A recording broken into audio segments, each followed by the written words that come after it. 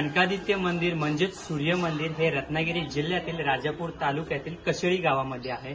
या मंदिराचा खूप मोठा प्राचीन असा इतिहास आहे। हा परिसर इथला भाग भगवान परशुरामांनी वसवला अशा आख्यायिका आहेत। तर या मंदिराचा संपूर्ण इतिहास आपण या ब्लॉग मध्ये पाहणार आहोत, तर व्हिडिओ शेवटपर्यंत नक्की बघा।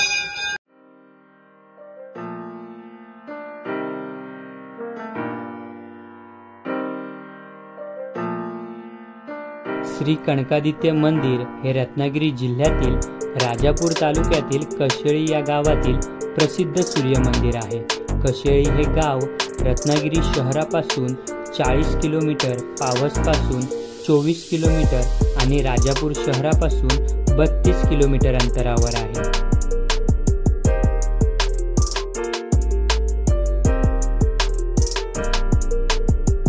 श्री कनकादित्य मंदिर हे आपल्याला सुमारे 1000 वर्षाच्या इतिहासाची साक्ष देत आहे।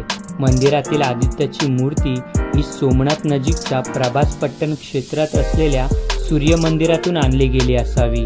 या संबंधीची आख्यायिका अशी, 1293 मध्ये अल्लाउद्दीन खिलजी सौराष्ट्रावर चाल करून आला।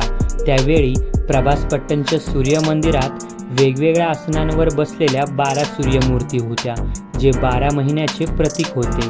हल्ल्याची आगाऊ बातमी मिळाल्यामुळे तेथील पुजाऱ्याने दक्षिणेकडे जाणाऱ्या वेरावळच्या एका व्यापाऱ्याच्या गलबतावर त्यातील काही मूर्त्या चढवल्या व तो व्यापारी त्या मूर्त्या घेऊन दक्षिणेकडे निघाला। येथील परिस्थिती शांत झाल्यावर तू त्या मूर्त्या परत आण अशी सूचना पुजाऱ्याने त्या व्यापाऱ्याला दिली। ते गलबत कशेळी गावाच्या समुद्र किनाऱ्यापाशी आले असता अडकले, पुढेच जाईना। भरपूर प्रयत्न केले पण जहाज काही जागचे हलेना। शेवटी त्या व्यापाऱ्याच्या मनात आले की कदाचित देवाची येथेच राहण्याची इच्छा आहे, म्हणून त्याने एक मूर्ती किनाऱ्यावरील गुहेत आणून ठेवली। त्यानंतर त्याचे जहाज मार्गस्थ झाले।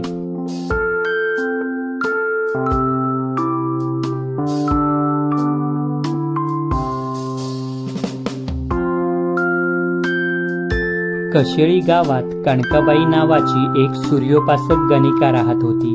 तिच्या स्वप्नात याच वेळी ही सूर्यमूर्ती आली आणि भगवान सूर्यनारायण कणकेला म्हणाले की तू मला येथून ने आणि तुझ्या गावात मंदिर बांध आणि त्यात माझी स्थापना कर।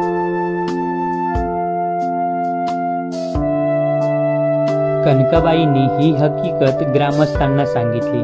मग ग्रामस्थांच्या मदतीने ही सूर्यमूर्ती गावात आणली गेली व स्थापना केली।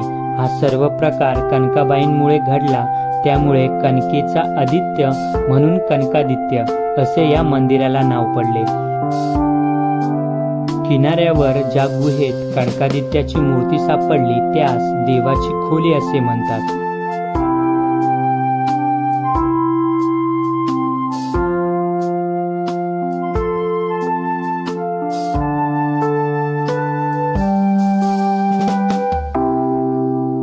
कनकादित्य हे जागृत देवस्थान असून त्याची कीर्ती फार दूरवर पसरली आहे।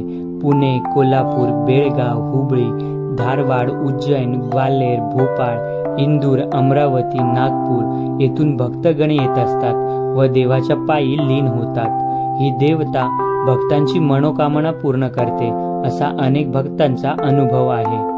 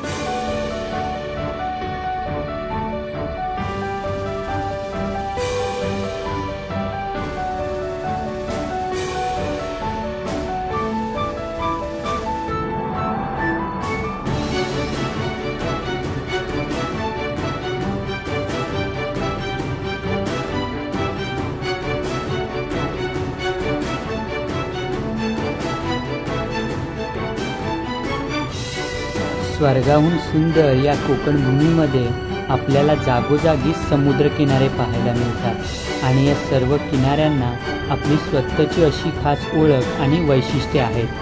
भगवान परशुरामाने कोकण भूमीची निर्मिती किती अप्रतिमरित्या केली असेल याची खात्री येथील समुद्रकिनारे पाहिल्यावर लक्षात येते.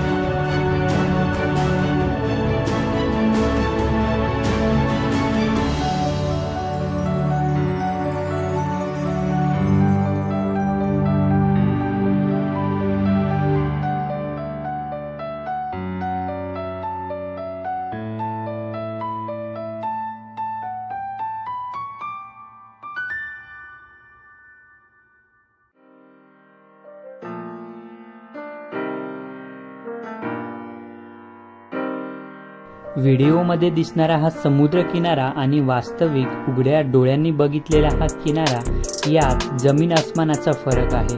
येथील प्रत्येक दृश्य नजरेत कैद करावं असंच आहे आणि येथे येणारा प्रत्येक पर्यटक या सर्व गोष्टींचा मनमुराद आनंद घेत असतो.